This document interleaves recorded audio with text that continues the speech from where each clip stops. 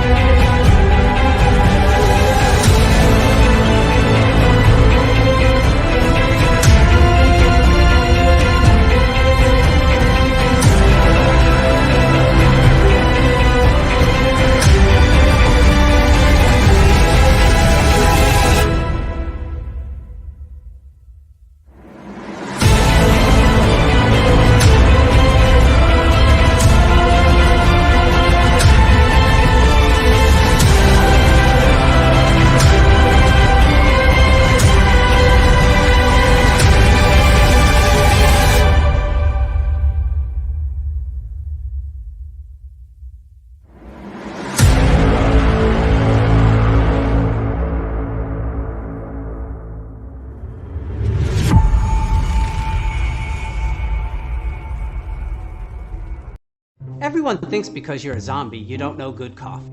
Well, they're wrong. There's only one brew that gets my seal of approval. Deadly Grounds coffee is my guilty pleasure. The aroma is so intoxicating. It brings all of my neighbors out of the woodwork. Deadly Grounds coffee. Coffee to die for, and zombie approved. It's good to get a little deadly. Use the front door! Oh, they're so disgusting. Hey, happy Tuesday, everybody. You're watching Splash Pages, powered by the Dorkening Podcast Network. We have an awesome show scheduled for you, as always. My name's Leo. I'm the monkey behind the keyboard. And I see you there, Drew. I wasn't doing anything. It's just you say the same thing every show. It's really easy to pantomime. Well, I mean, you say the same thing, then you don't fuck it up as much, you know? Sure. Oh, I'm Drew. And hold on, let me just. Hi, I'm Drew. I'm also working with Leo. I'm not behind the keyboard, but I'm one of the people here on Splash Pages. We got a great show lined up for us, and we got a great creator here for us. He's an illustrator. He's a really chill guy, you know, all around general nerd, you know, just smiles aplenty, aka, aka the Daywalker himself, Mr. Frankie Washington. Man, with an introduction like that, come on now. Yeah. They pulled me into the night. They pulled me in. Trying to get my beauty sleep over here. What are you guys doing? Listen, it's fine. Listen, coffee is made for exactly these kind of purposes. So you know what we should do? We should do the remember the what's that? You just scary movie that shit. Yo, Duke, pick up the phone. Hello. What's that? Right, hey, pick up the phone. What? And just what are you doing, man? Nothing. Just chilling. Killing. Oh, true. Oh, man. Awesome. Rich is going to be joining us shortly. He's behind. All right. But this is going to be a fun discussion. You guys had some awesome discussion while I stepped away for a second. I came back. You're talking about video games and I know. And well, I mean, we were just talking because he was going on and about something, and I completely have forgotten it because I'm exhausted. But it was. Well, I think we were talking. We were saying we were talking about video games. You were talking how like you had Atari 2600, but I was talking about like for me, gaming was the experience of going to an arcade. Right. Like that's what I experienced. Like it was like going to the arcade, wasting your money, putting the quarters in, hanging with your friends, your buddies, seeing the girls and stuff like that, and just that whole. Whatever that whole experience was, that's what I remember. I held on. I eventually did have an Atari 2600. Also, I think I had a ColecoVision and also Nintendo. But it was a different kind of experience, like being at home. Even when I was hanging with my friends, it was such a small number that for me, I missed that thing. Just the group going into this massive place and you just hear sound, people, just insanity all around you. And games. Also, the graphics in the arcade back then was like your home system couldn't even touch it until so I used to work in video games a long time ago, and it was not until the Neo Geo came out, and then you had the actual arcade in your home. But I mean, God, I remember Pong. I remember having Pong. Remember, like it was like a controller, this massive. And I was like, think, and I thought that was the greatest thing ever, man. Well, but and then like I was saying earlier, now you can experience it to some extent, but it's not the same. You can go to like Dave and Buster's, you can go to places like Barcade, which are made specifically for that nostalgia.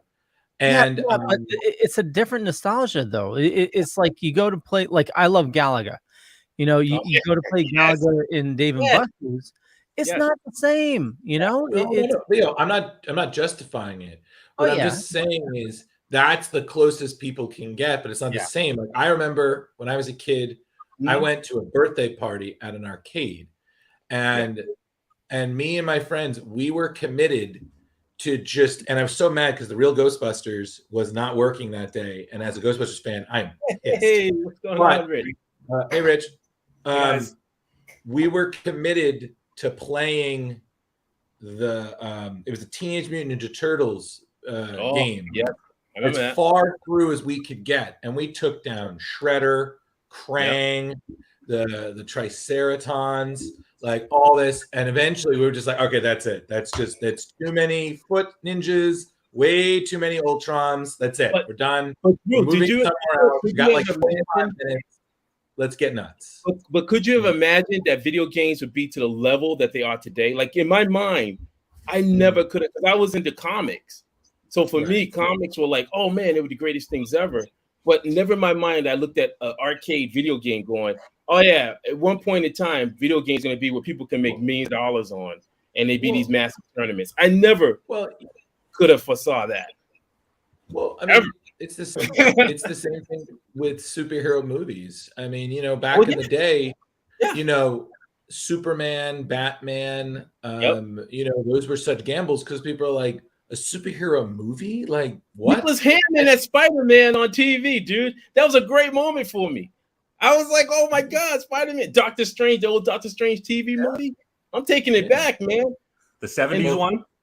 Say it again. Yeah. The 1970s movie? Of course, yes, yes. Oh, And man. Red Brown as Captain America with the plastic shield. Oh yeah, Yeah. I enjoyed all that. I grew up on all that. Yes, I mean, yes. if we're gonna do that, then we got to also mention Roger Corman's horribly faded Fantastic Four. They tried. Come on, they tried though. Yeah. That was the thing. My heart goes out to that. But they tried to do on a budget, like what was it, 4 million? I think. Was it 4 million? It was probably more like that high. Let's be real here. It's probably this Roger Corman is probably about 1 million. Probably, yeah, it might have been 1 million. Could have been back then. I think 4 million might have been too high for all the real Ghostbusters.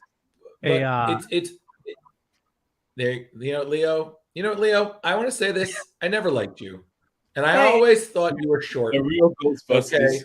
Okay. No, I was gonna say that. So the what the hell is the name of the place? It's up in New Hampshire. They tout themselves as like the world's largest arcade. Yeah, Leo. I have all the time in the world and all the gas money to just drive to New Hampshire. I'm just gonna get my little car and I'm gonna Mario Kart it the way. Just star power, gas. Well, if you ever vacation up there, Drew, now you know. Yeah. Well, you know what? I'm sorry. I don't have the budget to vacation. People assume just because I'm from Westchester, I've got already a summer home in the Hamptons. I get it, man. I get it. The funds. They used to have the Words and Pictures Museum up in New Hampshire, wasn't it? Or was it Vermont? No, New Hampshire. Vermont. Yeah, that was a nice place, man. That was a real nice place. It's called Fun Spot. Now, speaking, Frankie, of taking comics up another notch. Now, I'm certainly aware that you had a project where you worked with Universal on both the Hulk and the Doctor Doom ride. And from what at least from what I read, the rarity. you had some interaction or some input on the project where I guess it was the video before you got on the rides. Is that correct? Yeah. It was for this company. It's closed now. It was an animation studio called Olive Jar Animation. They used to be located in Brighton. Olive Jar Animation did a ton of stuff. They might have done some stuff for MTV back in the day. Remember Liquid TV or that Liquid whatever? Yeah. Well, I think they did stuff like that, but they also did TV commercials. And some other stuff, some other animation stuff, a lot of stop motion, but also they did 2D animation. And then so when it came on, when they brought me on, I was freelance. They brought me on to do storyboards and some concept work, but also I was doing just illustrations. Like I remember one of the gigs I did was a commercial for a fruit by roll up. Yeah, and it was they were like, Frank, and they said, Frank, we need you to draw a bear, and it's a campground, and and then these kids are sitting in the campground. We need you to draw that all out. And I was like, okay, and I just drew it. They took my picture. A couple of I think a day or so later, they came back with like a diorama, like someone had literally did a clay diorama of everything, how it would actually look. And I was like, ooh. and then I would go into the set sometime and see them how they built the sets and everything. But so anyway, for the Universal job, that was one of my last jobs, I think, with Olive Jar at that point. It was they asked a bunch of people. They were like, okay, we want you to draw different things. So I remember drawing some versions of the Hulk, and then also they had me drawing mostly vehicles and things like that were going to be in it and stuff. So they had everyone drawing different things, but then they brought me in and they had me drawing Zeppelins and all kind of crazy stuff. I remember I had to sign an NDA from Universal. I remember that. Of course. But overall, it was just like, I was just some person that they brought in among some of the other animators and stuff, just drawing a lot of concept stuff. And then did you get to have like a viewing at the house where you showed the finished video and you're like, that's mine, and that's mine? No, I think they had the video. I think they had the video there, and we saw it there. I never got a copy. Oh no! I mean, I'm kind of bummed. I'm kind of bummed because I remember there was some other stuff that I'd done some work for, and I never got to see the finished product. Well, get an actual copy of it. Like I remember doing this. They had me watching Akira, which I loved. I was like, cool, but they wanted me to sort of emulate the city scene when Akira comes on, and it looked like a mountain from far away, but then you come up close and it's a city. Well, I had to sort of draw something to emulate that because it was for a Doritos ad. I think it was a Doritos ad that was going to air in Asia, and So they were doing stop motion. I remember that. And they said, okay, Frank, we need you to draw the city, and then we need you also to draw like the Mecca. Like it was going to be like this construction site, and it was going to have this sort of weird Mecca kind of device that's a building construction device. Right. So I had to draw that, and I think that was it. And so what happened was I drew some images and stuff. They took my images, blew them up on like massive plexiglasses, die cutted them. Yeah, so like that was the thing that I loved the most working at Olive Jar for the time that I did, was that I got to see my artwork from 2D be transformed into another form by these amazing artisans who would just be like, okay, for that particular one, it was like they took my stuff, die cutted it, blew it up. I went on a shooting set, and then they had already built the figures and stuff, and so they were shooting light through it. So it was almost like it gave the effect of Akira. It was all layered out. Oh wow! And it was mind blowing. So I would see my work being done by other people, and I would just hang back. And then of course I did storyboarding and stuff, which I love. I love sequential art. Right. Nice. Yeah. Very cool. So that was that my foray into with animation. It was for a little bit. I think I was with them. I just come from out from doing some film stuff. I worked on 2 films that were in Massachusetts. One was Next Stop Wonderland. That was the big one that made it nationally, and then the other one was one called Squeeze. The first one was Squeeze, about some 3 kids in Dorchester, and then the second one was Next Stop Wonderland with Brad Bird, the director. And I remember being on the blue line with Brad Bird, where he was just like walking me through the scenes and stuff, and and people like staring at us while I got my sketch pad out, and he's like, "Okay, Frank, all right, I need you to draw this scene where the such and such protagonist, the lady's being pushed around," and I'm like, "Oh my god!" And I'm just drawing like a madman while he's talking to me, and I'm just like, like a transcriptionist or something at the time. So that was pretty cool. And then after that, that's when I did animation, and then after animation, I found my way into advertising. That was the big time. That was in the big time play. That was like big time, like mom and pop, like, okay, kid, can you draw this stuff? And you'll get paid, but you gotta, crush deadlines and make sure things looks nice. And I learned a lot from advertising. Hold my beer. Yeah, yeah, that too. Pretty much. So Frankie, you worked on Hulk, so I mean, definitely you had some Marvel knowledge. So what, in terms of comics, what were your faves? Like, what were you reading when you were growing up? Well, as a kid, I mean, for me, I've always been a huge fan of giant robots. I love giant robots, and I love giant monsters. I love the monsters overall. I mean, the Universal monsters, the Wolfman, the Invisible Man. We just finished watching Invisible Man the other day. Claude Rains, Claude Rains, and the classics. But also, I love giant creatures. I just started from dinosaurs and then working my way up to Godzilla. Frankie, since you live in that era, which of the Shogun warriors did you have? I think my mom got me Mazinger. Yes, I believe it was. No, I had Raideen at the time. My mom got me Raideen, and I remember getting the Godzilla. I had the Godzilla Shogun Warrior, which as a kid, who knew? I destroyed him. Because, here you go. I always tell this story because you're a kid, man, and I was one of those kids where I did some crazy stuff. So what happened was I remember my mom got him, and I was shot his fist off, and I was like, oh man, he's not like Godzilla. So I took a lighter. And because he had the tongue that could sort of shoot out, and I lit it you lit it up. I was like, and I destroyed my toy. I destroyed it. It happened. Because he wasn't like the Godzilla on TV. So I lit that up and destroyed him. And I don't know whatever happened to Raideen. And then I had the smaller figures as well, the diecast. The diecast metal ones I loved because they were metal. And I was like, this is a real robot. This isn't plastic. This is a real robot. So yeah. Yeah, if I could go back in time to that young Frankie, I would be like, dude, don't light my toy on fire. Yeah, put it down. A box somewhere or something. Yeah, I would have shown him. Definitely find that shooting fist wherever it went. Yeah, I loved it. I mean, I loved them, but it was more like I used to watch Creech Double Feature on WOPI 56.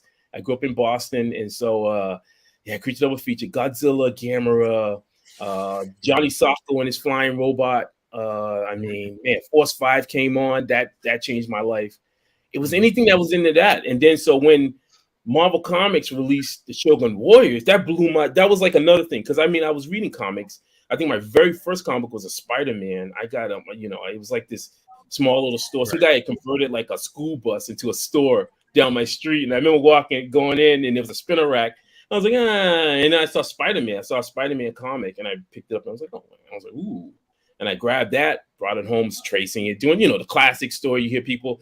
I always drew when I was a kid. And my mom would come home with paper bags from groceries and be like, Rip, here you go, draw something. And I would just draw. So seeing that Spider-Man book was the first start. I would say that my very first comic. But then after that, when I saw the Shogun Warriors, my mom took me to Child World in Dedham, Mass. Going into Child World, all of a sudden there's a massive like rack, and then the first book's coming, staring at me. It's like Shogun Warriors. That picture of the Raiding standing there, I was like, whoo. I want that, Ma. And then she got that for me, and I was like, oh my God. I remember staring at it for hours because I couldn't believe that Marvel Comics was doing something that I loved. That was the thing. It was like, yeah, there was the Hulk, and I love the Hulk. I love the Fantastic Four. I love all those other characters.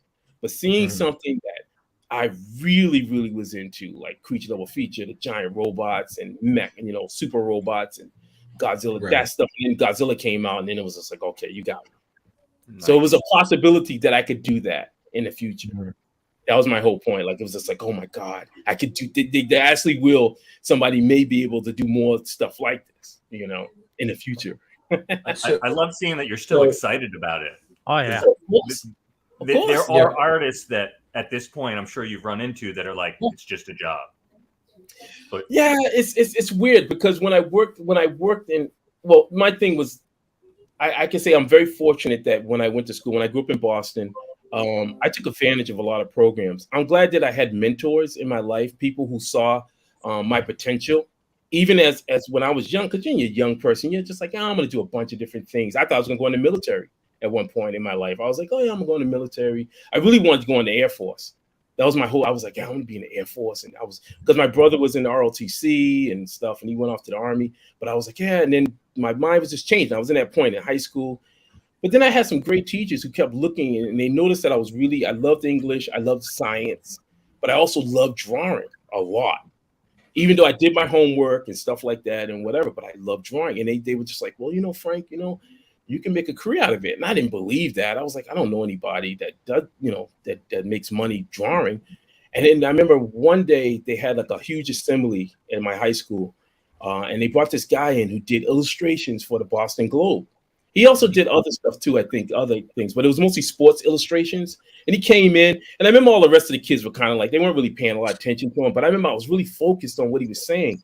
So after the whole assembly, I went up to this guy, and I looked in, and he was pretty well known. He's really well known. I remember him, he did an image of Larry Bird with a pigeon body, but it was Larry Bird's head on it.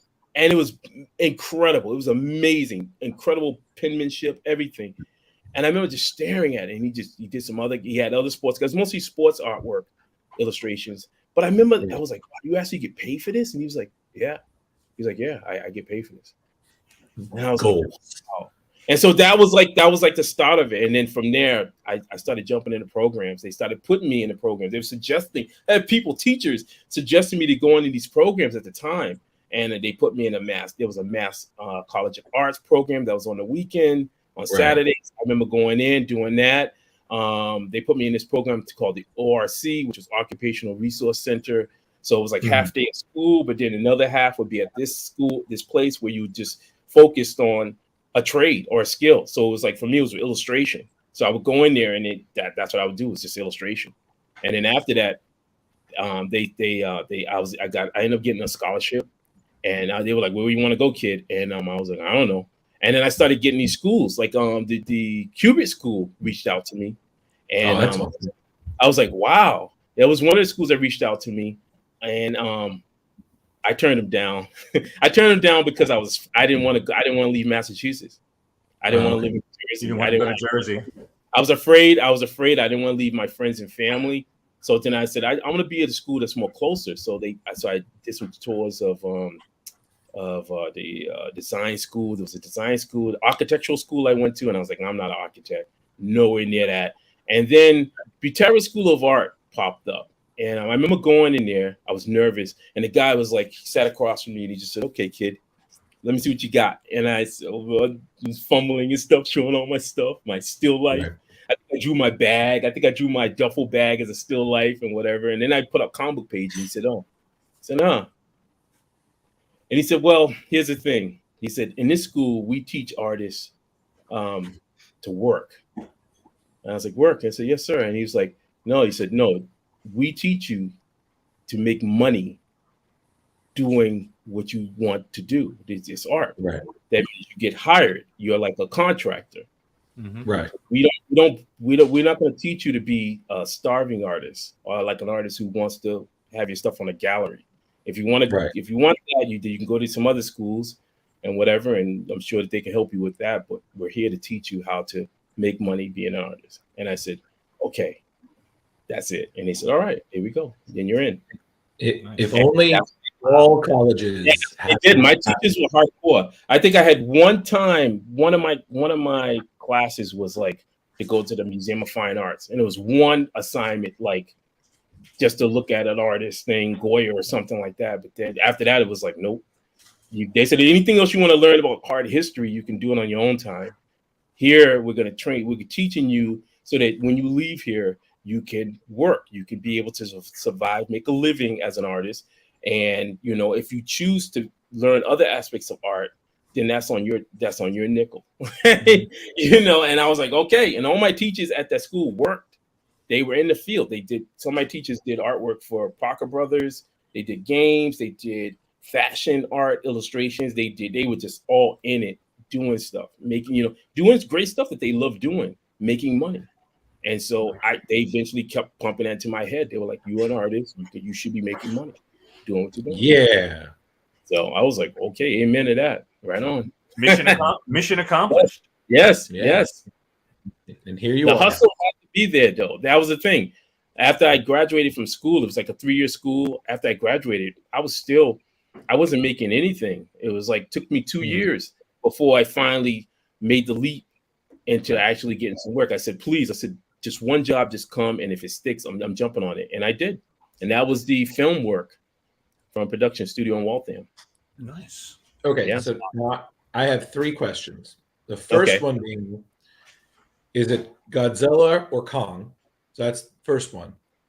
The second one, who is your favorite kaiju overall? Ooh. Godzilla right. count. And Okay. then the third one being is, if Marvel reached out to you and said, "We have this project. I love this. That's be what you want, giant monsters and stuff." I got the answer already. Yeah, cool. All right. I was gonna say is, who is what would be the thing that you can see yourself being like, "Wow, I'm gonna draw this. This is like amazing." All right. So okay, cool. Answer however you want.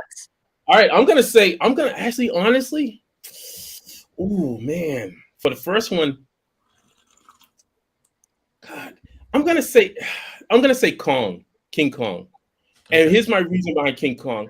I just feel that Godzilla, originally my Godzilla that I loved was the Showa era Godzilla, where he started off where he was sort of like this thing that came up. He was almost like a sort of analogy of the war. Like he was human beings that caused this thing to sort of strike back, and this thing comes out of the ocean, and then it confronts man, and it kind of battles man and stuff like that. And then over the years, Godzilla became almost like a hero. I just think that now, as time went on, Godzilla has become such this massive force that I've kind of been like, I've gotten lukewarm with Godzilla. I've loved what King Kong is. I like how Kong is, how they do in Kong. Well, I think Kong has a little bit more depth to the character. I think that the island and the fact that he's battling all these different creatures, he's trying to find his place, especially the new stuff that just came out with Legendary's Kong. I really love what they're going. I'm actually more excited to see more of that. Like when he had the world underneath, I was like, oh my God, I'm psyched for that. Yeah, I do respect Godzilla. I think Godzilla is great in a certain aspect, but I think that I'm a little tired. I'm a little like, all right, I can take a little breather from Godzilla a little bit. Okay. So I would say King Kong on that one. Let me just say that King Kong. Now, in the second one, Gamera. Okay. Now, I've always felt my totem has been the turtle, the tortoise. I always see myself like that, like the tortoise in the fable, where the tortoise took his time to win the race. I'm always been about the marathon. You know, those hares running by, run, hare, run. I'm gonna take my sweet time and I'm gonna cross that finish line for the right time. So anyway, Gamera has represented to me the Ronin. He's this warrior that's sort of out there, battling these things, these creatures or whatever, these enemies, and it's like this endless battle. He'll never be rewarded or for his actions. He'll just keep battling until he eventually will be destroyed. And something about that, there's a romantic kind of thing about that. So I've always looked at Gamera, especially the later, what do they call is that called the Heisei Legacy, where they did the newer films, where he was like, you know, they finally explained he was created by the people, whatever, the ancient civilization, to battle against Gauss and that kind of thing. So I actually love that. I was like, oh man, that's cool. So Gamera's like this sort of Ronin warrior. So anyway, that would be Gamera. And then the project that Marvel, all right, immediately Red Ronin. In my head, I said that would be the thing. Red, if I could, if Marvel said, okay, if you could come and do Red Ronin, make it almost like a story where, say there's because they got their multiverse or whatever, but say you have a universe where it's almost in the lines of like how Mazinga Z, like Red Ronin would be almost like Mazinga Z. He would be like the super robot of this world. And then you have all these kajus and various evil scientists and evil robots and that kind of thing. And Red Ronin is sort of battling these various menaces and stuff like that. So I would see a world like that. That would be my story. An homage, literally, to what Doug Munich and Herb Trimpe were doing with the Shogun Warriors and Godzilla series. It's literally, because that's those guys. When I look at it, you took these Western guys, these guys from the West, who took something, looked at it. They didn't copy what Japan was doing. They literally just said, okay, we're going to take this and we're going to give our Western feel of what this is, what we feel this is. And they made something amazing. I would love to do that. That would be what I would love to do. I wouldn't want to try it. I love the fact that Godzilla didn't look like Godzilla. It looked like Herb Trimpe drawing Godzilla. Right. And I was like, that's beautiful. He made a cool Godzilla. He made a Godzilla who's like punching, fighting the I think it was the Avengers or the Fantastic Four. I think he battled some of the champions. I mean, it was great. It was a Devil Dinosaur. I mean, it was incredible. Yeah. So it would be Red Ronin. It would be definitely Red Ronin comic. There you go. Yeah. Well, hopefully one day Marvel decides, let's give it to somebody a shot, and they'll have your number. I don't know. I ain't gonna hold my breath on that one. But we'll see. At least you know anything can happen. Anything. Yeah. Anything. At least you know that you'd be like, all right, these are my conditions. Yeah. Okay. If they say yay, I'm like, this is the best damn day of my life. All right, let's do this. I think that it's amazing now that right now we're in this gold rush with so many indie creators putting out stuff. I mean, I look at.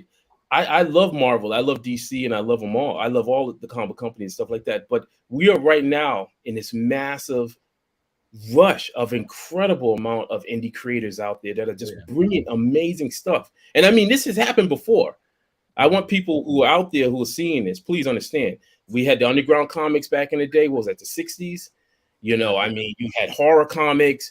Marvel was part of that. Marvel, actually, the funny thing is crazy. Marvel was part of this. That was the whole shift too, the change when Stan Lee and those guys started to bring stuff, Fantastic Four, and all this crazy stuff started coming. I feel like we're right now in the cusp of that right now, going through with like some of the new stuff that's popping up, you know. So yeah, I mean, you know, I think this is a fantastic time. It definitely is, and it's funny that you bring up like the properties, because while I and my co-hosts here talk about, you know, the nerd news, the new movies and whatnot, I'm sure at some point, Leo, we're going to talk about the Quantumania trailer. Amazing. I was like, yeah. I kind of find myself missing when you had the non-Marvel DC movies. And it was funny because I was watching a review and somebody brought up The Rocketeer. And I was like, right. That was a great movie. And that is just, and that came at a time, that was Joe Johnson directed that. That came at a time when, again, comic book movies weren't really still the norm. And you watch it and you're like, wow, this was just so well done. and it just completely fell under the radar. And I think that those gems like that, the Phantom, Shadow, the Phantom. Oh yeah. the Phantom, I remember watching the Phantom. I had that ring, man. I had that ring. Yeah.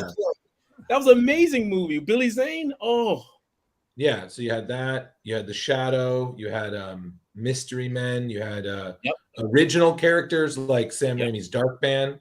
You know, he got his due in the comics. Darkman. Like weird movies like the Mystery Men, and then even even if you want Meteor Man. Did Meteor Man make it in there? Meteor Man. Hello. Yeah. I remember Meteor Man. Absolutely. Yeah, probably Meteor Man. When he showed up in that Disney original movie with superheroes, I was like, I'm done. Meteor Man's here. No, I just even movies that weren't even like what was it, like Ghost World, even Kevin Smith's Chasing Amy, I always considered as a very comic book movie, especially you brought up Learning to Draw, and you said that, and I thought that Chasing Amy Tracer's argument, and I was like, oh man, no, you're not an artist, you're a tracer, you're an inker. You're a tracer. Yeah. I think most kids learn. I'm saying kids, when most kids, like little kids, when you're just learning, sure, you go through the process of the tracing, but eventually you don't want your life to be a replicator. Right. I've used that term too. I've told them, I've said, hey, look, when I worked in advertising, sure, because you're doing work for a client, they're like, hey, Frank, you got to make this look like the actual product, so yeah, you got to make it look like the product. That's a replication. But ideally, when you're talking stuff like comic books or anything that's a very creative market, you don't want to become a human copy machine. Right. You want to be original. You want to have your own voice. And I'm always adamant on telling artists that who come to me, I'm like, have your own voice. You must understand the fundamentals, because there are fundamentals, on the perspective, composition, layout. Yes, but your voice is your own. I mean, you can sing whatever voice you want to sing, as long as you understand how the song is laid out and stuff like that. And sure. Yeah. Now, being someone it's worked with both the like the Marvels and the Independents, Frankie. When you worked on the Marvel sketch cards, did they allow you to have your voice, or were there a lot of edits and something like that? Well, I worked on the Marvel licensing through Upper Deck, so it was through Upper Deck, and at the time, Upper Deck was pretty open. I definitely was like somebody who I was like, I'm gonna put characters in there that I know that no one else, because in my head I was thinking this. I said, look, there's going to be a dozen different Captain Americas. There's going to be a dozen of the more popular characters, a dozen Wolverines, that stuff. I was like, I'm going to see if I can get and usually this is just me. I usually just follow that sort of mindset of like, just do it, and then until somebody says no. I'm that old school artist. I've done some stuff where I just go, well, until somebody catches it, then I'll know if it's wrong. So I broke open my Marvel universes, and I just started looking at old school characters, and I put as many different obscure characters as I could in those sets, and people liked it. The only time I got shot down was when I put Red Ronin in. I put Red Ronin in, and they were like, I remember Upper Deck contacting me, and they were like, well, they said no. So I said, okay, I'm keeping them cards. They were like, well, you can't resell them. I was like, don't worry, I'm not going to resell them. I'm fine. No, this is exclusive for me. This is me exclusive. But so I mean, I just drew stuff, and they were like, fine, cool. They dug the stuff that I did. When I got to work on, what was it? The Kree. The first one was the Avengers Kree Skrull set. I did a ton of cards with that. That was really fun. And then I did Thor. There was a Thor set. I did Captain America set. There was they had one called a Marvel. It was like booklets, where it was like sketch booklets, in which you could fold them out. You could open the cards up, but they were like books. Cool. Really intricate stuff. It was crazy. And I did those and for a little bit. And they had women's. I think they had women's and stuff like that. So yeah. But still, there was a part of me that I still wanted to get on sets like that. I really wanted to be on, like the Godzilla. Like there was a Godzilla set that came out, and I missed it, and I was like, oh my god. But I did make it. I did make up with the Transformer one. I was able to get on a Transformer set by Bregent Marketing, and they contacted me. They say, "Hey, yo, you like robots?" I said, "Yeah." And I remember at the time I had other gigs going on. I had like the life of a commercial illustrator, folks. You have multiple gigs. It's not like you have one gig. You're working on like so you got to really know how to divvy up your stuff. And it was a Transformers gig, to do cards on, and I was like, I can't say no to that.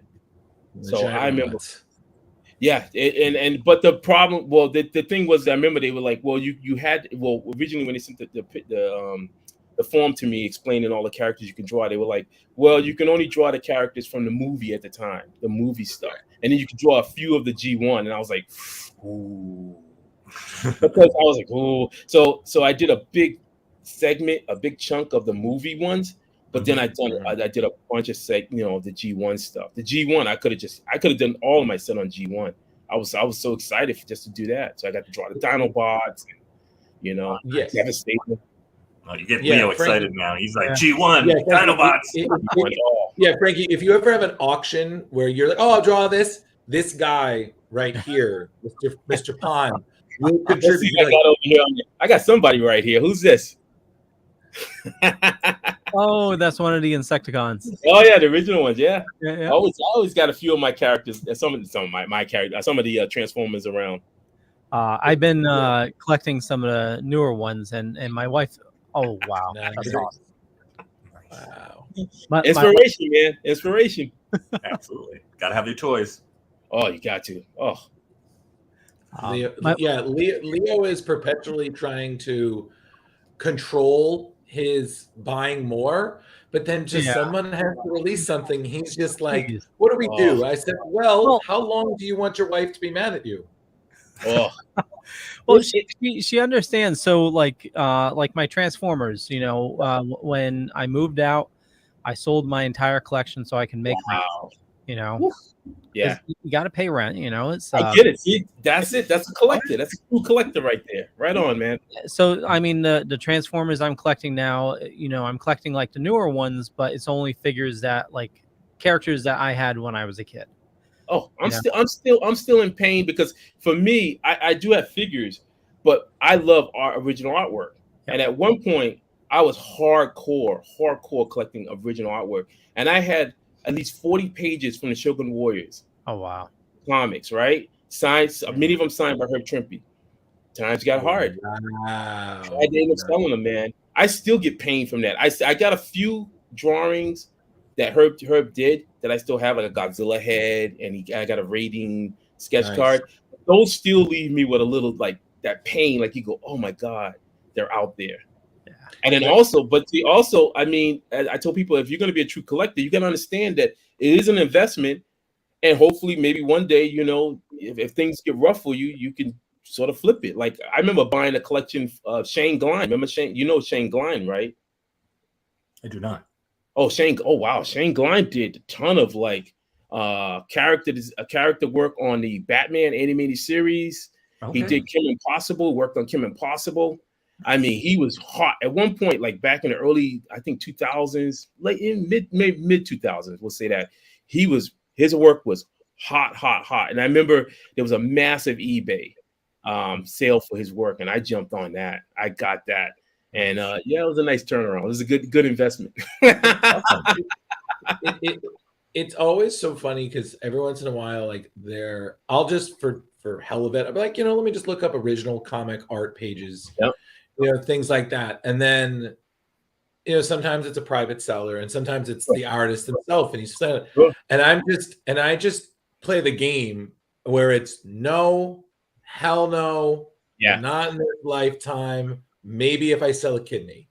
And very rarely do I ever was like, oh, and then I'm like, no, I can't. Because I know, because I'm like, rent is a son of a bitch. Yeah, but the other end of that is thank God now these artists are getting paid for their work. Yes. True. Well, I think that now one of the things about it is that I think that artists are starting to see their worth, because I think that's what many artists back then they suffered from. I think Stan Lee, like when I look about the whole thing between Stan Lee and Jack Kirby, I took a step back on that and I said, well, at the time when Jack Kirby came back to Marvel and was working on Fantastic Four and all that stuff, he was well known. I mean, he was pretty well known. So think about that. Let's just say, hypothetically, in another universe, what if Jack Kirby had that thing that Stan Lee had? Like, Stan Lee, I think, was aware. Like, he understood business. He understood, like, oh yeah, I'm writing, but also, you know, you got to get paid for your stuff. I think he had a fine understanding of that. I wish Jack Kirby could have understood that. I wish Jack, in another universe, I feel like there's a Jack Kirby out there, a variant, where he looked at them and said, well, here, guys, I'm Jack Kirby. And if you don't want to, you know, work with me, then I'm out. You know, and I wish that he could have had that. I wish that he could have just been like, well, I'm this good. Because he was that good. He was at the top of his game. He had the powers, he had the power of the fandom behind him, and because the level of his work. And I just feel that he didn't utilize that to benefit him. Sure. Because he could have that whole fourth world thing, that could have been his whole thing. You know, like, you know, hey, I'm gonna do my own fourth world thing. What are you gonna do? Right. I feel that if he could have had what Todd McFarlane and those guys had before they did their thing. And imagine if they had did it, like guys like him, they would have been producing stuff like crazy. There wouldn't have been no shut-off time. There wouldn't have been no late books. They would have just been putting stuff out. Unfortunately, Frankie, there's got to be hundreds of stories like that. Like we've had Athena Finger in talking about her grandfather, Bill Finger, of course. Yes. And unfortunately, he had a very tragic end, but he was a brilliantly talented man. Yeah.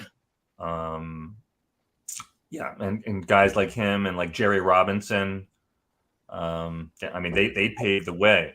I think that one of the things that my teachers taught me was that as artisans, we are creative folks. I'm a creative person. I love that fact of creating something, and then someone looks at it and they get this feeling, you know, and they go, man, you know, wow, this is incredible. Or they get whatever emotion or whatever.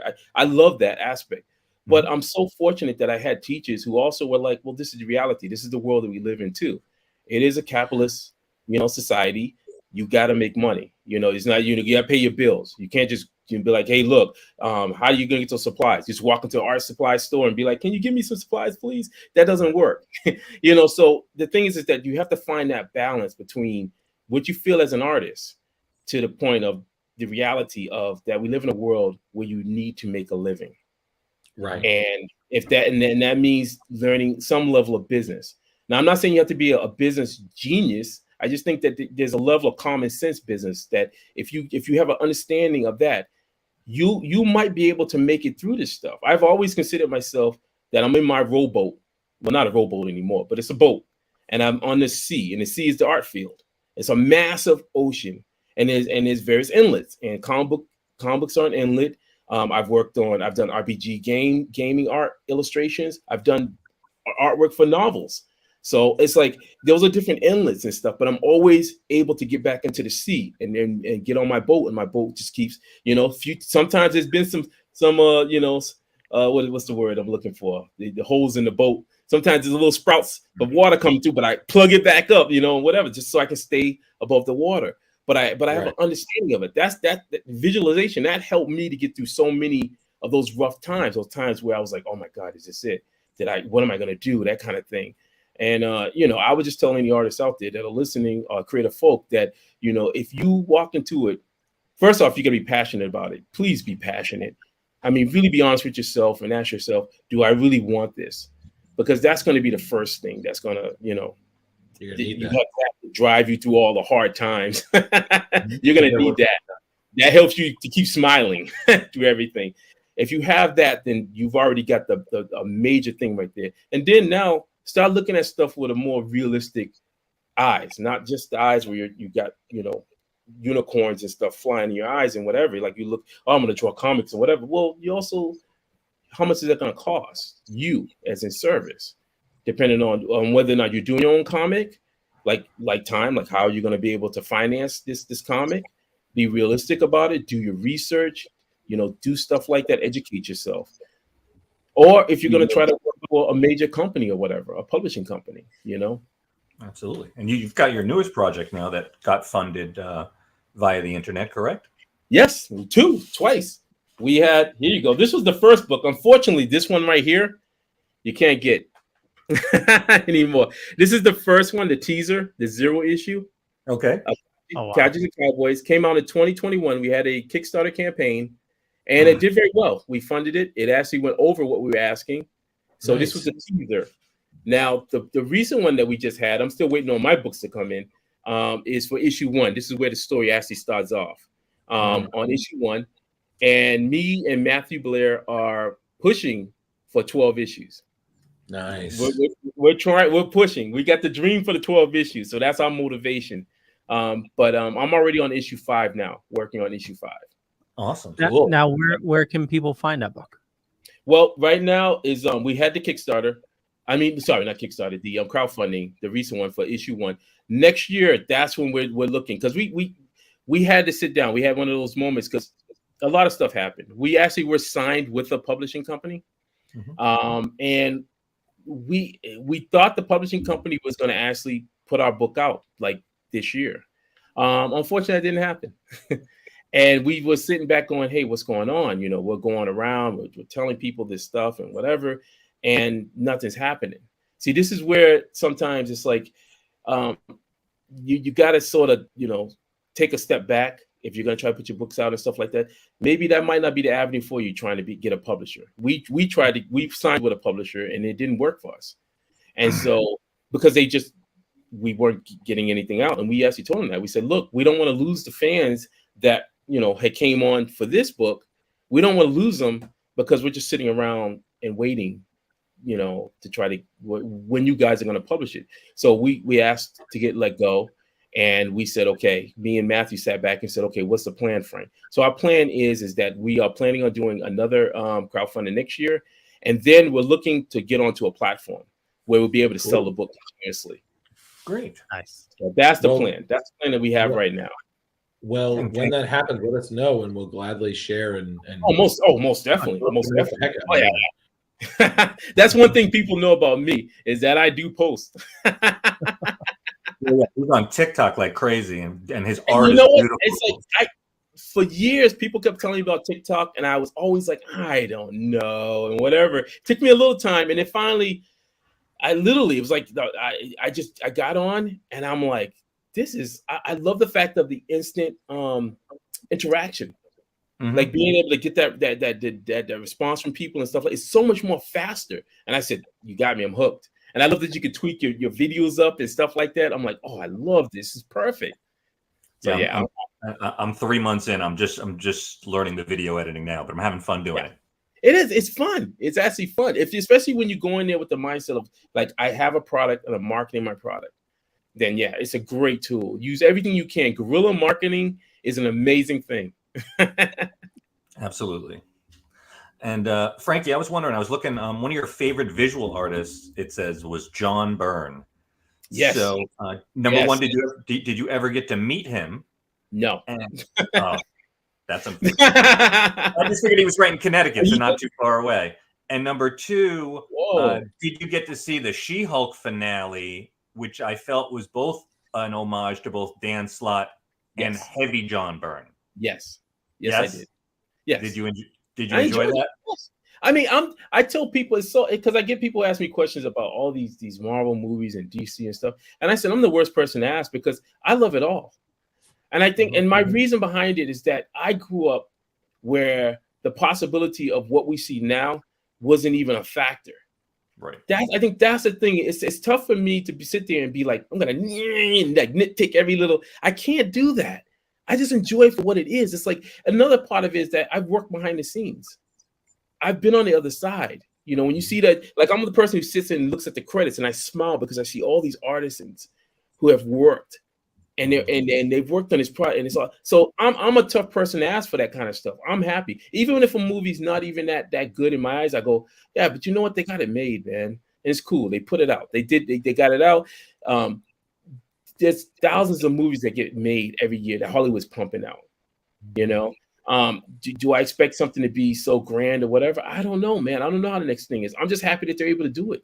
I'm happy that I'm still around to see the Hulk leaping and bounding on buildings and punching out aliens. I'm happy to see Captain America running through the street, flipping on a car, man. And then, you know, I'm just seeing She-Hulk.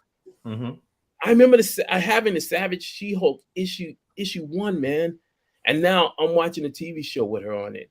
So I love it all, man. I tell anybody that I love it all. Loki, Wanda, the Scarlet Witch, all that stuff, man. Give it to me. And if you haven't seen it yet, because I know the writer is inspired you, Anne Rice is the new Interview with a Vampire series. Haven't seen it yet. No. I'm 3 episodes in, and I'm not as well versed on Anne Rice as my Harley is. But she's like, oh my God, this is Lestat from the book. And the writing is really good. I can't wait. I can't wait to see that. Yeah, I think AMC put that out, but they're doing a really good job. Well, that's not HBO, right? Or no, it's on AMC Plus. Yeah. AMC Plus, because I have AMC, but they won't. You have to get the Plus subscription, and so I'm like, I gotta wait. I'm gonna wait a little bit until it hits on Amazon. I'll just get the whole series. There you go. Yeah, you gotta wait, man. I'm like, I can't get any more streaming series. Come on, man, they're killing me. Did you have a chance to see Black Adam yet? Nope, not yet. You're the only one, Leo. You're the only one. Yeah. Well, what happened was my wife Jess. We talked about it, and she was just like, "No, Frank." She's like, "Frank, I don't know. Maybe this is one that we could just sort of wait until it pops up." And I was like, "I got a feeling because we're saving everything for Black Panther, Wakanda Forever." That trailer looked pretty badass. Hey, look I don't care what no one says, man. I'm just when I saw that side the scene with Namor flying, I was like, oh my God. I mean, double jump. Yeah, with his baby wings, with his little baby wings. It's awesome. Yeah. It's just like the comic back in the 1970s. I had a Namor #1. Unfortunately, in the divorce, I had to give it away. Oh yeah. I gave away 10 long boxes, Frankie. It was painful and not at a good cost either. But sometimes you got to do what you got to do. You got to exactly. I tell people that's it. Like a true collector, you have to be able to understand it. It's got to go. It's like you get it, you love it, but when times get hard, you gotta let it go. You know it hurts, man. That's fine. I agree with that, but. Yep. Depending on the collector and on how attached you are to certain thing, that's fine. Yep. And I know because I'm a collector myself, and I know that there are books, and I log every book I own, so I know. Yep. I'm like, if I had to part with you, fine. But there's some like over my cold, goddamn nerdy fingers. You claim yeah. But say like you were such at a point where you really needed cash. I mean, you really needed it. No, listen, I totally get it. And you speaking of Byrne, I actually got to meet him in Boston about, it was like 2018. It was 2018. I got to meet him. He was, he was at Boston Comic-Con, and I couldn't believe it because I'm like, this is John Byrne. He's of the older generation. Yeah. And I heard some mixed stories. Some people were like, oh, he was really great, and some was like, he's kind of a bit of a dick. And so I always take that with a grain of salt because, but I was like, okay, you know what? So I'm standing online to meeting him. And, I have him sign, Man of Steel because it's John Byrne, Man of Steel. That's one of the de facto that. And I'm a Hellboy fan. So he did Seed of Destruction. So I had him sign the first ones, and we're talking about it and whatnot. And he's very nice. But I don't want to say he was a little checked out, but he was just kind of like, and I'm just like, and I sneakily, while he's signing my books, I snapped a photo because I have to prove I met him because I'm like, all right, well, you could just buy this if it's signed by John Byrne.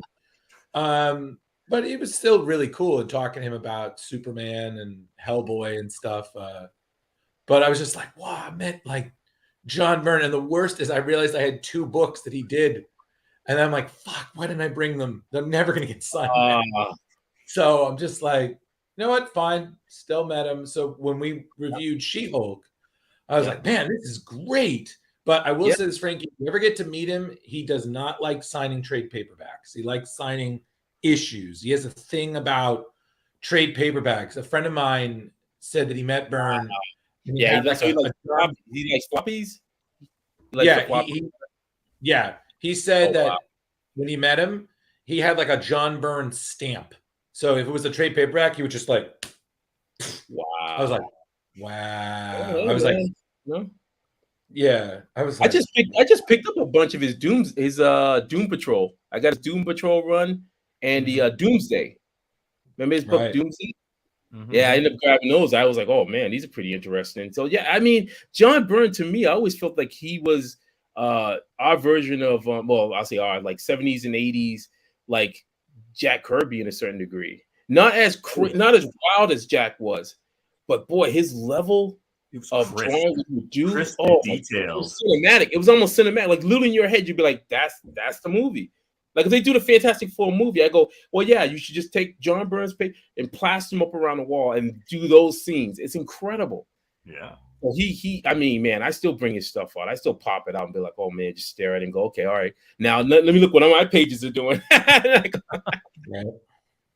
No, but it's like, again, you know, if you get a chance to meet these people, you might as well. Yeah. I mean, I remember reading about, what was it, like the first Comic-Con, you had Leonard Nimoy and Jack Kirby, and I was like, what I would give to be there at this crummy hotel and just say to these people, you have no idea what you're starting.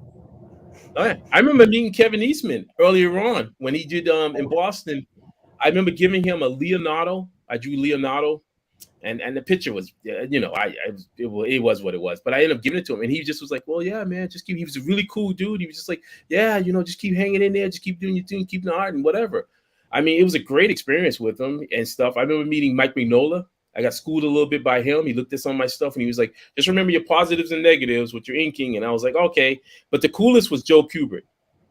Joe Kubert was like, I was at it was weird. At this particular con, it was like Mike Mignola, Jim Lee walked by me. I remember Jim Lee. I had a book. I don't know which one of Jim Lee's books, but I was like, "Hey, Jim," and then he looked at me and he said, right over there, he pointed to the sign. It was like a massive, not sign, line, massive line of people, and he was like, "The line's over there," and I was like, "All right, dude, whatever." So I stepped out of there.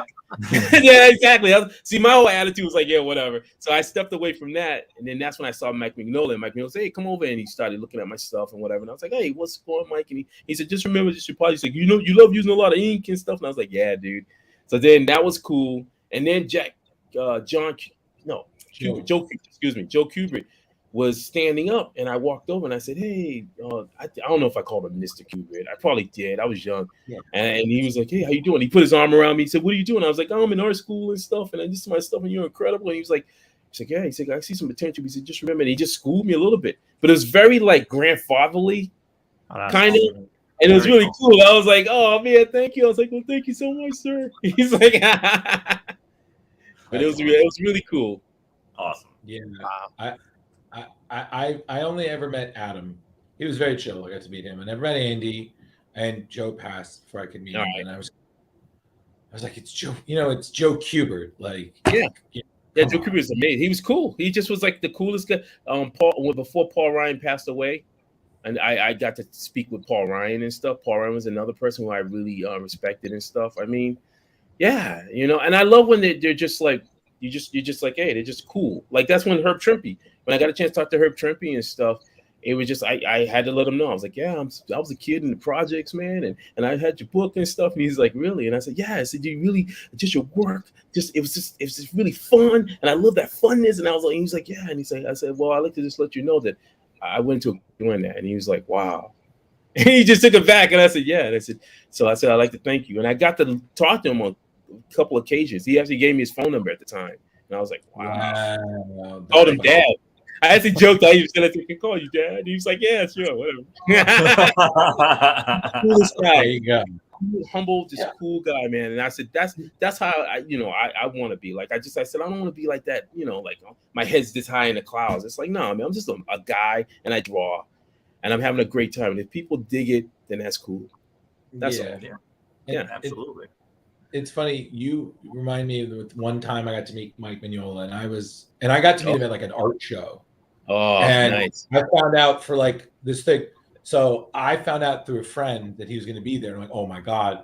So I grabbed like a sad bag, and I was like, okay, I'm only going to bring the essentials because he only has like a limit. And I got a train into the city. I took like a cab from the subway, and I got there, and you know, it's an art show, so there's a lot of people, but he's just sitting there. It's just Mike Mignola, and you know, this was a con. He'd have a line out the door, Sure. You know, sure. I mean, he's just sitting there, and I asked him, I was like, "Are you Mike Mignola?" He said, "Usually," and I was like, "What?" And I was just like, Wow. "Hi, and would you mind signing some things for me?" And I had this old stuff, and I even got a photo with him. I was wearing a BPRD hoodie. Nice. And I hate myself because I should have. And I told him, I said, "Yeah, I would have brought some." Oh yeah, I would have signed it. And I'm like, the one time I show restraint. Oh, Time. oh man. But I had a similar thing, and I was telling him one of the books he got to work on introduced me to one of my favorite DC characters, Starman. Oh And, yeah.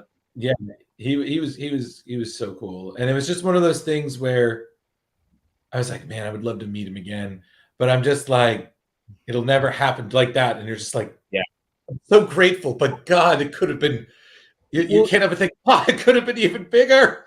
Well, I had a moment this past summer. I'm not ashamed to say about it. I had a moment at the Plastic City Comic Con. It's in Fitchburg, right? So I'm doing my thing, man. I'm talking and stuff, and everybody and people are coming by and whatever. And then this guy comes up and he goes, "Hey, Frank, would you mind signing your comic?" And I was like, "Oh, sure." And you're not thinking, and I just turn, I look over, and he has a copy of Brothers in Arms. And Brothers in Arms was this 2-issue comic that I had done with a friend of mine named Chad Lewis way back in the 90s.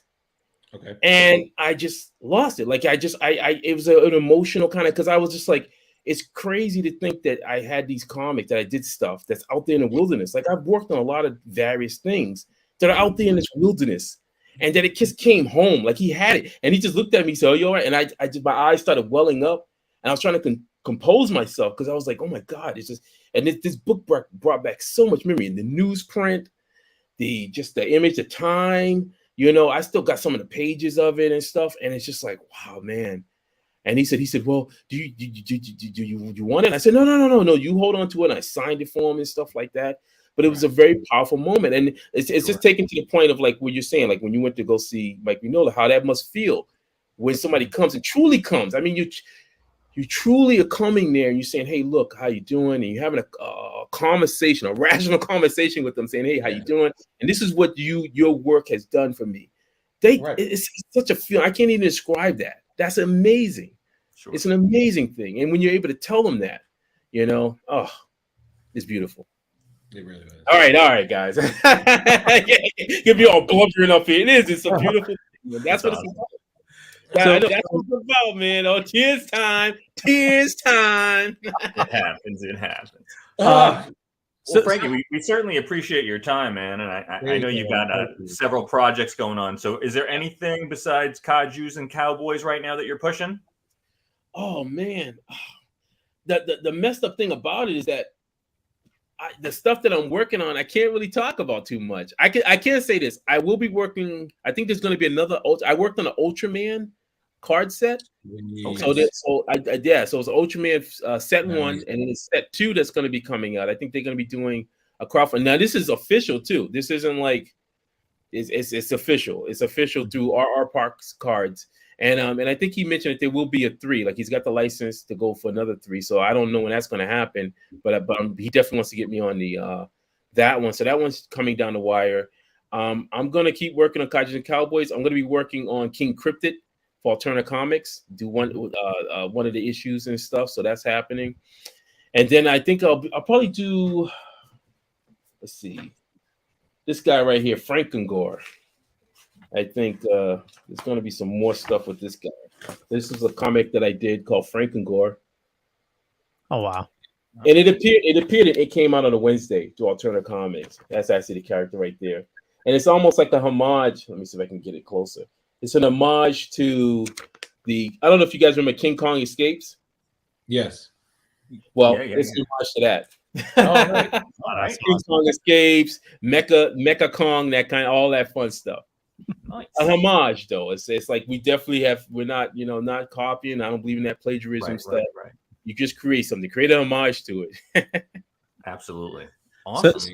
So I know we need to wrap soon, but being a working artist, is there in our area, there's several large, geeky, dorky companies that like. Mhm. Is there anywhere in particular that you'd be like, holy shit, like, you know, uh, they offer you like a day job to do like the art in the house or something like that?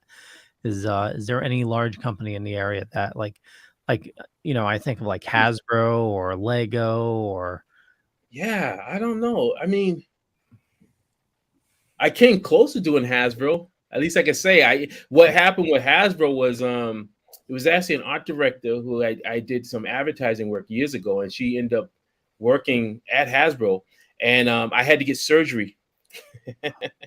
I had to get surgery. I think it was either my neck or my back, but either way, I think it's either way. She contacted me to do work on a Captain Marvel project, and I couldn't do it. Oh, so that would have been my chance to do some stuff with Hasbro. So yeah, I missed out on that. It happens, man. So that's the rule of the game. Sometimes opportunities come, and then and what are you gonna do? I was like, I'm in pain, I'm in agony, and I gotta get this surgery done. So yeah, I guess Hasbro would be kind of cool. I mean, I don't know. Yeah, I guess Hasbro would be cool. I can't think. So Leah, really, what you're saying? Would he ever consider giving up the independent life and working directly for one of those companies? Oh, that's what you're saying. Yeah. Oh, give it up. Yep. Oh, I'm sorry. I missed it. No. I think you don't really have to give it up because you can always do side jobs with it's tough because I've been doing it for so long, freelancing. It's funny. I had that conversation with my wife and stuff, and I was like, I'm a lifer when it comes to freelancing. Yeah, I don't think I can. Yeah. Because now I've been in it. I mean, I used to when I was in school. I mean, I started working when I was 12. And I had various jobs, and then the longest job I had was the one I did security. I was a security guard, and that was at that fine point because I did security while I was going through school in art school. And I remember my sergeant, they brought me up and they said, Frank, they said, okay, you either have to decide what are you going to do. Do you want to end up becoming like either an armed guard or that kind of thing? Take it to the next level. And so no, not my. I got it confused. Not my sergeant. My the head people, the people who own the company. But my sergeant was a good friend, and he said, Frank, he said, you went to art school, right? I never forget that. He said, you went to art school. I said, yeah. And he said, well, you're an artist. He said, Frank, you're an artist. You're not a. He said, you've done a great job as a guard, but you need to follow your true path. And so that's what that. And I was like, okay. And that's when I made that leap. I just said, okay, I have to follow through with what I started off with, because there were a lot of people that pushed for me, and that was one of those things where I felt for myself, but also because I didn't want to feel like that I wasted these people's time, like these people who believed in me and stuff like that. So that's always been the fire that's kept me going, and I just said, nah, I just got to keep my game up. I got to hustle hard, find the clients, find them. So yeah, I think I'm a lifer when it comes to freelancing. Yeah. Okay. Yeah. There you go. Keep on. That's right. That's right. Before we let you go, what did you think of the Quantumania trailer? Woo, loved it. I loved it. Genuinely, yes, I loved it because it was one of those things where seeing Kang the Conqueror, that's crazy. It's just like I don't know about the rest of you. He had the scar down his eye. That was awesome. Isn't that crazy? I think you gotta take a step back and be like, I'm seeing Kang the Conqueror, man. And he comes hovering out. He's just like, oh, hey, what's going on, man? And then there was one part of me where I wish Marvel had the rights to the Micronauts. Oh yeah. Because then how cool that would be. Oh, that would be cool. But it would be amazing. But yeah, it looked incredible. I like I said, all this stuff gets me jazzed up, man. And then I know you guys. I don't know if you guys saw the Nick Fury, the Secret Invasion. Yes. Much for that. Oh, I mean, I'm sitting there and I'm like, so when did he get replaced by the Skrull? Like, that's blowing my mind. Like, do you guys have a theory? Like, when he was replaced? Like, which movie? Was it Avengers? Not Avengers. I think it's after Age of Ultron. Really? Okay. That's what I'm thinking, because he's been out of the loop for a while. Yeah. That's mind-blowing. Because that's what I'm thinking. Like, he was out of the. It's why he's been. That's why when he comes back, he's like, "What the fuck happened?" Like, Jesus. Yeah, that's gonna be a mind one. That's incredible. But the fact that mind. I would love to be the fly on the wall just to see how they strategize all these films, like the Marvel Studios. Like, do they have this wall, this massive wall, and they just have everything laid out? Like, I mean, it's crazy. Some of this stuff. Oh man, it's a lot of string, and probably looks like the greatest crazy person room in the world. Yeah. So, I mean, I love the fact that even they got Kevin in there. And the She-Hulk. Yeah. And even the thing looked like his hat. Yeah, that's brilliant, man. I mean, that's just wonderful stuff. It's just look, one of the things that we can look back at, and I know I'm dragging some ears right now, but man, one of the things you can look at what's going on with the MCU, they are taking chances with the cinematography, the filming techniques and stuff like that. Just take a step back on that. Like Werewolf by Night. Yeah. Oh, that was amazing. Oh my. Oh, I'm a big fan of Werewolf. I got the omnibus of Werewolf by Night. I remember where the thing I loved about Werewolf by Night was I got into Werewolf by Night when he finally was gaining control over the werewolf. Mm-hmm. So I missed a time when I originally got into the floppies of reading it. It was during that time when he was really getting in control of it. I had missed all the stuff beforehand, which to me, when I finally read it, I was kind of let down a little bit, just because I felt that he was getting his butt kicked too quick. Like he's getting beat by these bikers and they're beating the crap out of him. And I'm like, oh, dude, come on. He's a werewolf, man. Come on. He's got to be stronger than that. But I love what they did for Werewolf by Night in the Disney Plus show, where you saw how formidable he was.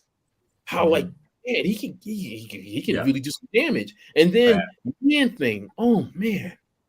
Mm-hmm. Ted. Oh, you mean Ted? Ted? Oh, Ted. Well, they may. You know what? I think what Marvel does is that they throw these characters out, and then they see how people who don't know anything about these characters. Because honestly, Jess, she knew nothing about these characters. She didn't grow up reading comic books. Like when she first saw Guardians of the Galaxy, I'm sitting there telling her about Guardians of the Galaxy. She was just like, "Oh wow, that's what's his name from Parks and Recs." And I said, my feeling with the fandom is I feel like you got to understand that when they do these movies, they already know that we as a fandom, even if you have an issue or whatever, you're going to go see it just out of curiosity. You're just going to go whatever, see it. It's trying to fill up to get the rest of the people who know nothing about this stuff into those seats to make money. I mean, that's the reality. Let's look at the reality. It's about making money. Studios have to make their money. So when they create these things, they have to make it in a way that people are going to look at and go, wow. Like her first thought when she saw Man-Thing, she's like, I want a Funko of that character. That's her first. And, I'm like, what you want to, she's like, yeah, she likes the way Man-Thing looks. Yeah. And you haven't read no Man-Thing books. And I'm like, she represents probably the rest of those millions of other people out there who know nothing about this character, but immediately they see this character, they see him act a certain way, and they go, wow. I want to see more of this character. And I think that's how Marvel saw that the MCU looks at it. They go, well, we're going to start seeing Man-Thing stuff now, probably. Yeah. Well, we like pushing, because we always go over like a comic book story, and we prefer to push like the more independent or the smaller characters. Yep. I mean, we still occasionally will do Batman or a Superman, like a major. But, we like doing Jack of Hearts and Werewolf by Night and Moon Knight. And, and of course, we've had a bunch of independent artists. We had Bob Takak in here, and we had Ben Goldsmith. Nice. So we definitely support the independent artists as much as we enjoy the major stuff. We enjoy reading about the independent stuff too. It's important. It is important, and I'll say again, there is a market. There are people out there, a lot of independents who are doing kaiju centric stuff. So again, for the people out there who love Godzilla and they love Mighty Morphin Power Rangers and they love Ultraman and stuff like that, please continue with that. I'm not saying don't read that, because I don't have the power to tell you not to get it. But I'm just saying that there are many of us out there, myself included, who also are putting out some really cool stuff. We feel it's cool, and we hope that you at least take the chance on those products that we're putting out. Yeah, and that's all that matters. Absolutely. And Frankie, are you doing any cons anytime soon? No. I think the only thing I'm going to do is like I'm sticking with Plastic City Comic Con. It's funny because I'm planning on doing a video where I'm going to show all the badges that I got from my con days. I did a lot of cons. I'm sure you did. I did a lot of cons, and I'm just like I'm reaching at that time where it's like cons have changed a lot, and I'm loving. I'm starting to love. I'm glad to see the smaller ones. It comes down to nickels and dimes, man. It comes down to the finances, man. Let's be honest. I've been honest, Absolutely. and I'm like, look, you know, for the people who can still go to cons and stuff, more power to you. But if you got to buy some tables and you got to travel and stuff like that, you got to somehow make a profit. Absolutely. I mean, hey, I'm just saying, I'm putting that out there. I like smiling. I don't want to have a frown. Absolutely. At the end of the weekend, you want to make sure that I there's experienced that once. a little bit of change to bring home to the honey. Yeah, I experienced that once at a show, and it wasn't a great feeling. It wasn't. It was like one of those things where, well, I did a book called Robot God Akamatsu with James Biggie back in 2012, 2013. And we got invited to come down, which was great. We got our tables great, but it still cost us some money for our lodgings and, you know, and just going down for the trip down to Philly. It was for WizardCon. I think it was Wizard. We went in there and it wasn't a con for us. It just wasn't for what we were. And I learned something. That's the experiences like that. You're supposed to learn from it. You have to look at it and go, well, yeah, times are changing.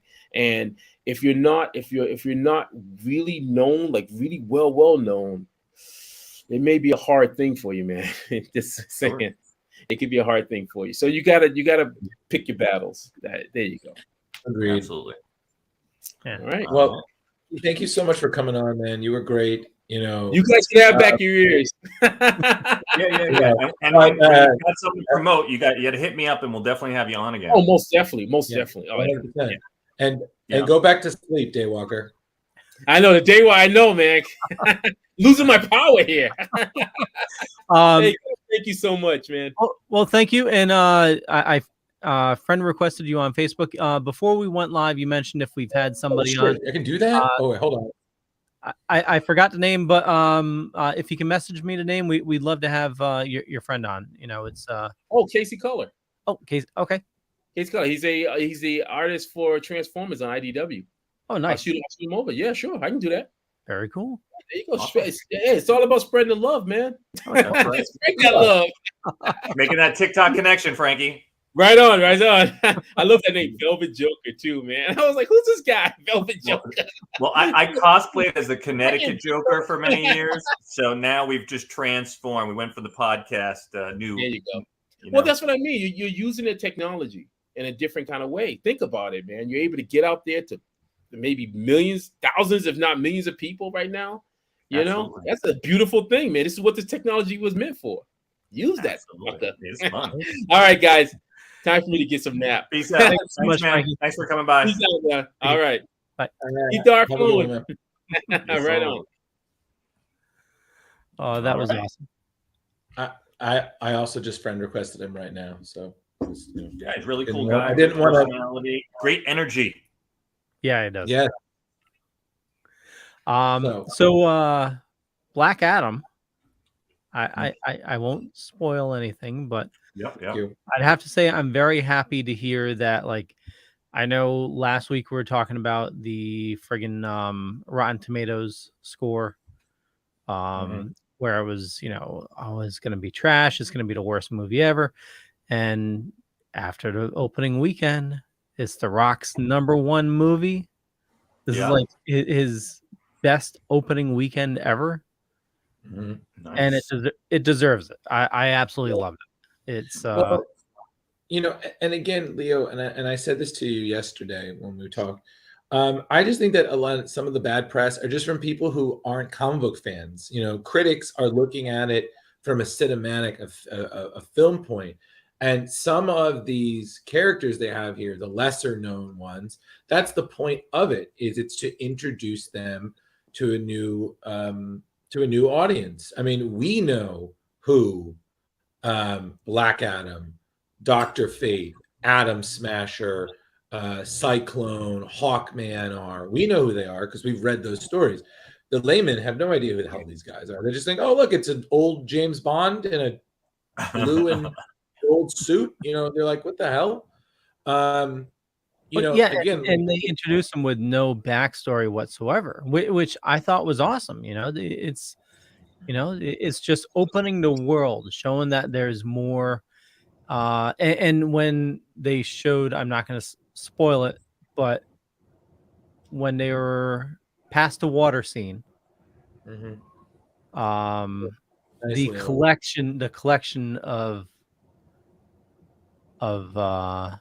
Leo, just stop while you're ahead, man. You're not doing. Yeah, we don't even know what you're talking about. We don't know what scene. Oh, Yeah, you're like, man, there's a water don't scene. ruin it for us. I'm sorry, Drew. I thought you saw it. Okay. No, I didn't see it, Leo. okay, fine. I said I was waiting. All right, you know, back to the other news. So we already talked about Quantumania. Yes.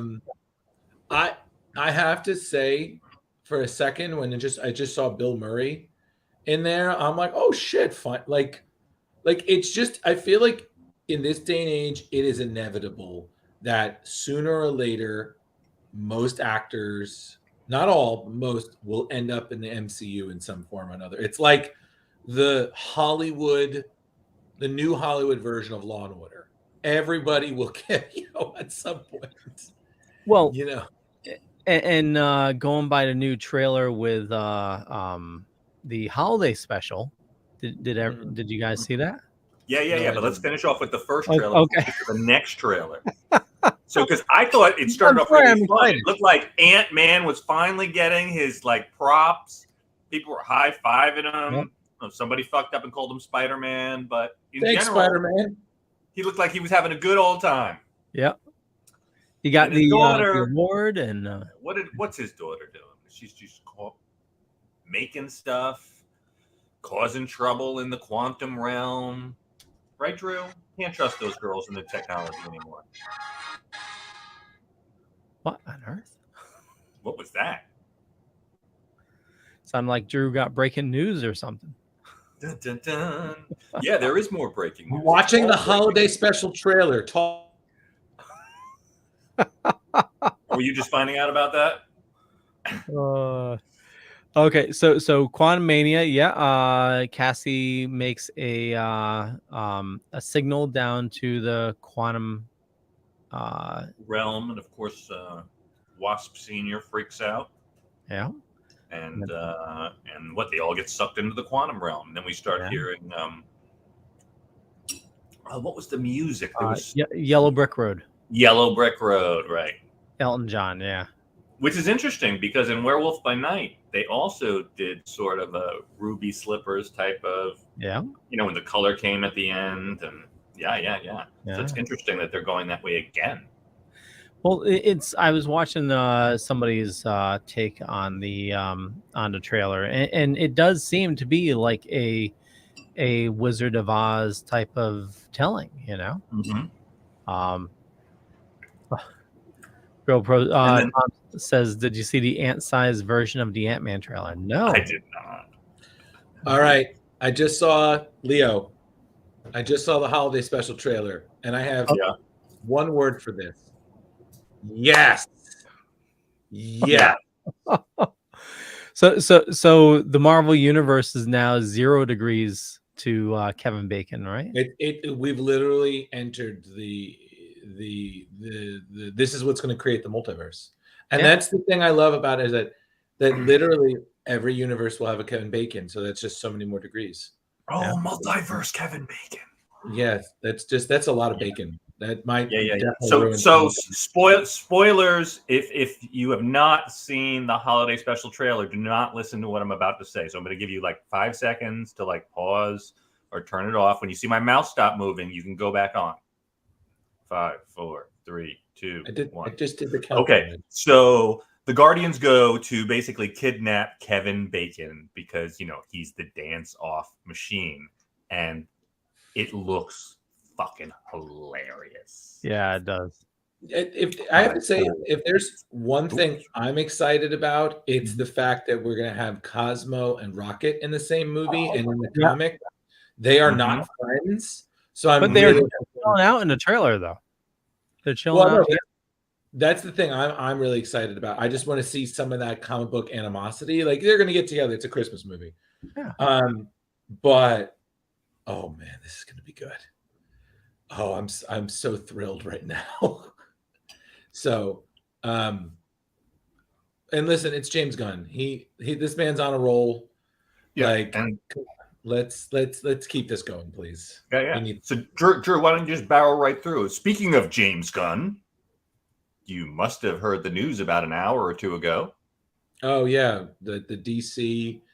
He's in charge of what, DC animation, or I think all DC superhero related things is between him and.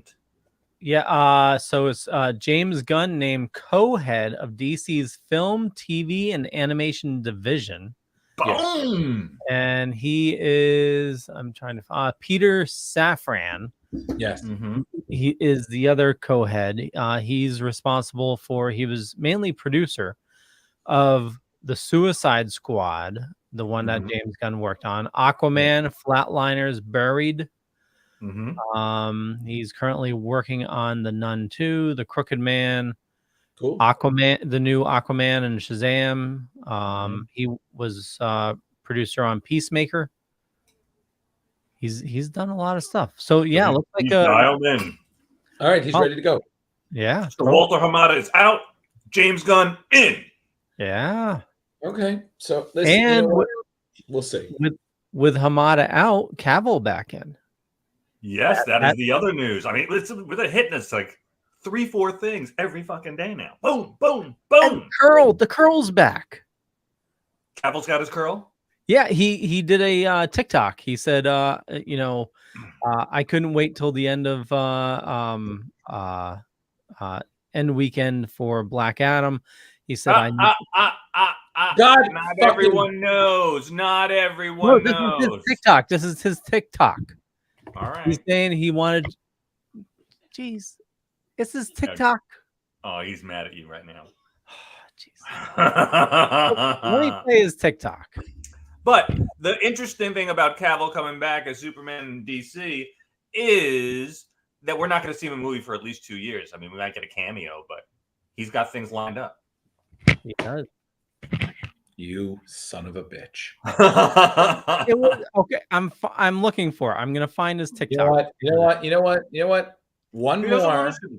No. One more outburst like that, and you're paying all the gas next weekend. Okay? I don't care. I've got to lay down some law with you.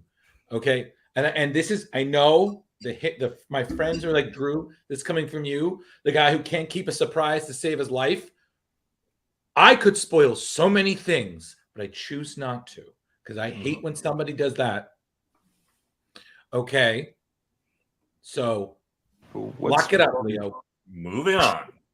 Hold on. I was just explaining his TikTok. Just move on. No. Henry Cavill's back as Superman. We got it. Move on.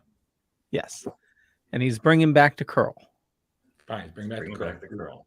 Yeah. So that's a hell of a lot of news.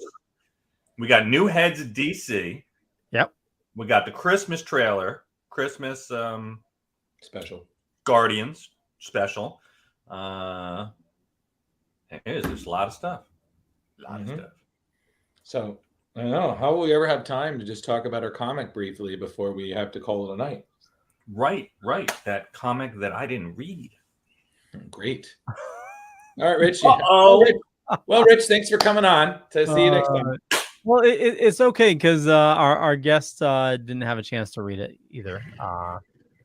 Yeah, he since I didn't get on early, he was not going to be reading it, so he didn't have time. I'm surprised he stayed on as long as he did. No worries. Well, we can cover it quickly. I'll listen and eat my dinner.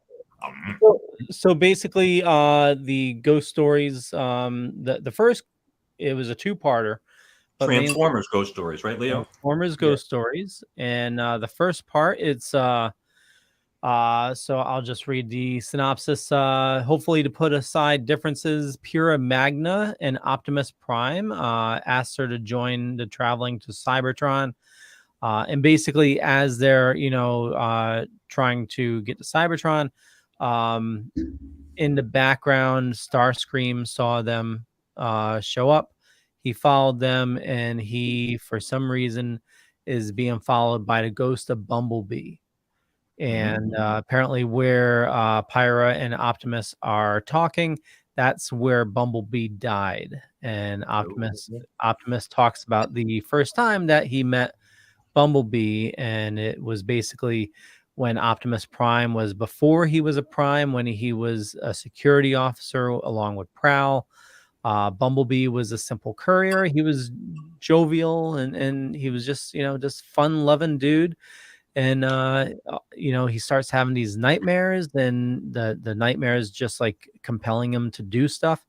And he ends up bringing these packages like for he like finds a package that was in his dream and delivers it, and one of them turns out to be a bomb.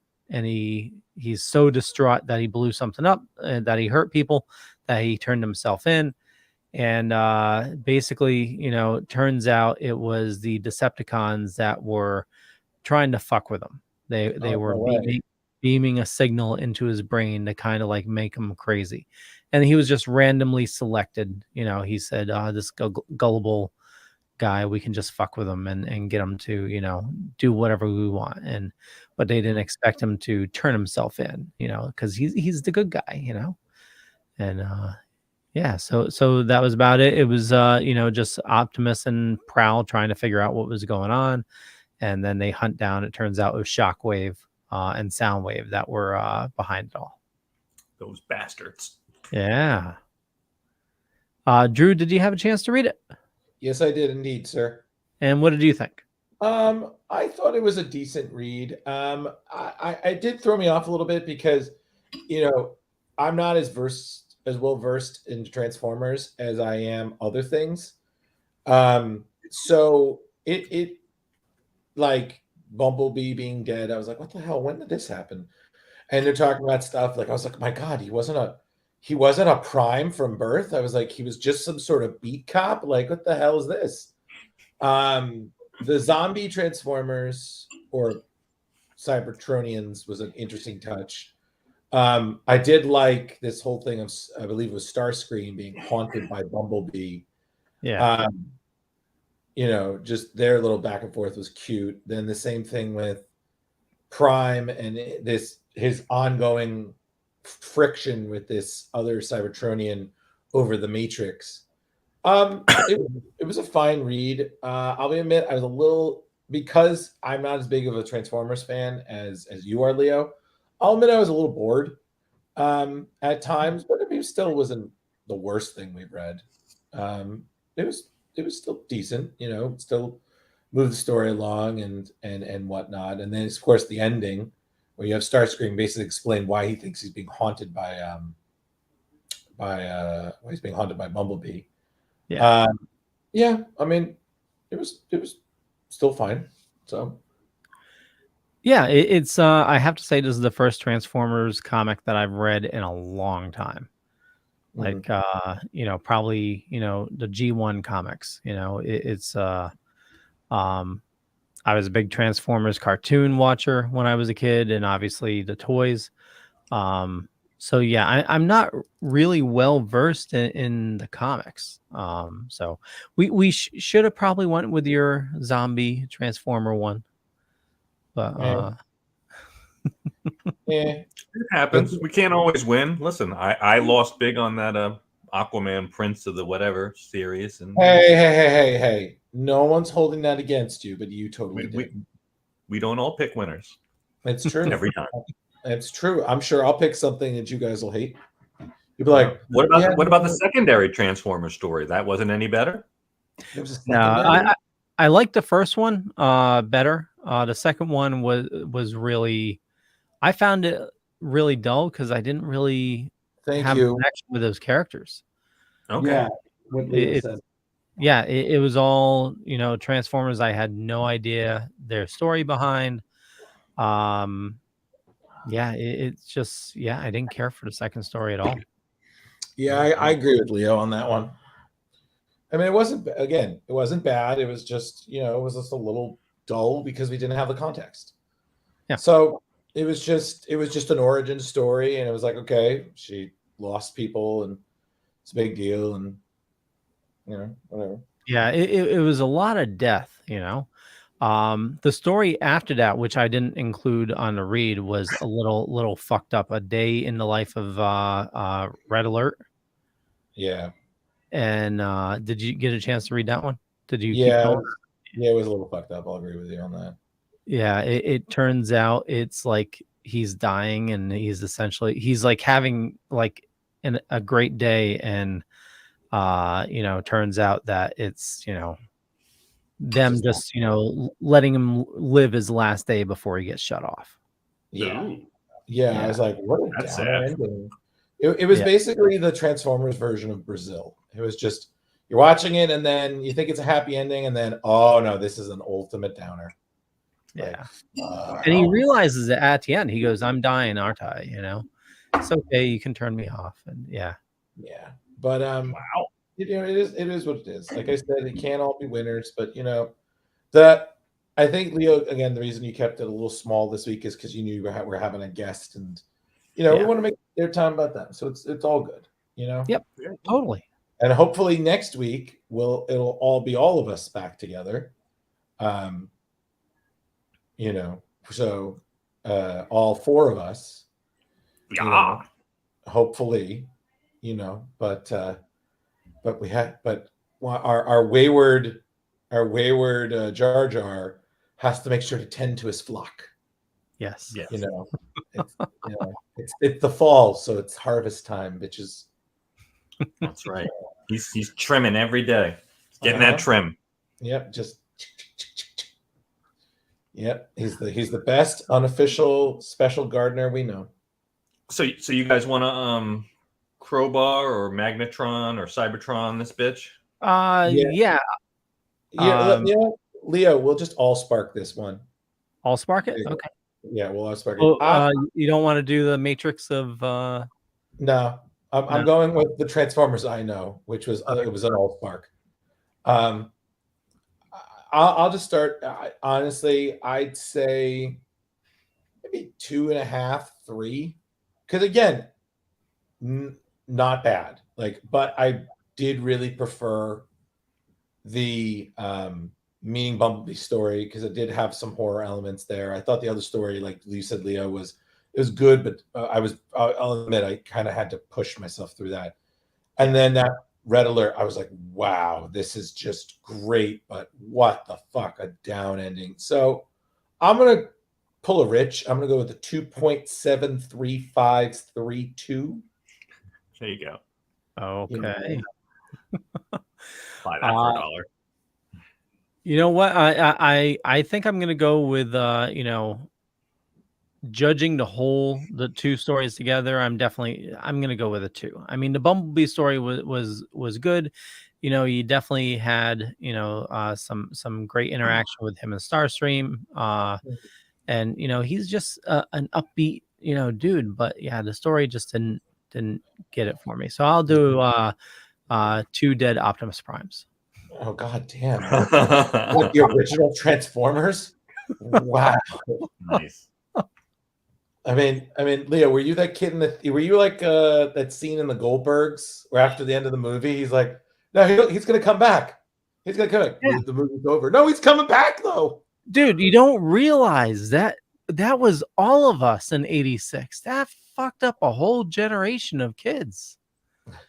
It's they had to make way for the new toys, Leo. They had to. I know, but to kill so many Autobots, it's and the Decepticons, they just got transferred into different, like Megatron didn't die; he got transformed into Galvatron. The Skywarp and the others just got transformed into Sweeps. And Leo, save it for the different podcast. Okay, calm down. Okay, save it for your as of yet pitched podcast trauma cost. Trauma cast. There you go. That's what it is. There you go. You just talk about moments in comics and film and TV that just wrecked you. All right, cool, Leo. You got toys. We got it. Yep. All right. We'll wrap things up. I want to thank everybody for watching this fine evening. Definitely Go check out Frankie B Washington. All his information is shown us up above or down below, depending on where you're watching or listening to us. For me, just Google Leo Pond. I run a Dorkening podcast network. We got a ton of awesome people doing a ton of awesome stuff. Head on over to thedorkening.com. You can see all the episodes there. And we'll kick it off with Velvet Joker. Good evening, and I agree. You should definitely check out Frankie B Washington's art, especially if you're on TikTok. Just look him up. His art is really good. He's got a really awesome style, and he puts regular videos out there of his artwork. So it's me, your man, Velvet J, a.k.a. Rich Davis, a.k.a. the Throwback King, here every Tuesday on the award-winning Splash Pages, a comic book club podcast. And good night. Mr. Drew. See, he already went to sleep. He agreed with me. Good night. I did totally agree with you. Good night. You can find me wherever. You know, we say it every week. You know how to find me. Reach out. I promise you I'll say at least hello. Right now, leave me alone. I'm going to sleep. Yeah, he'll send you a middle finger emoji. Ghostbuster Man 1984. We'll catch you guys later. Bye. Forever. Bye. Good thing.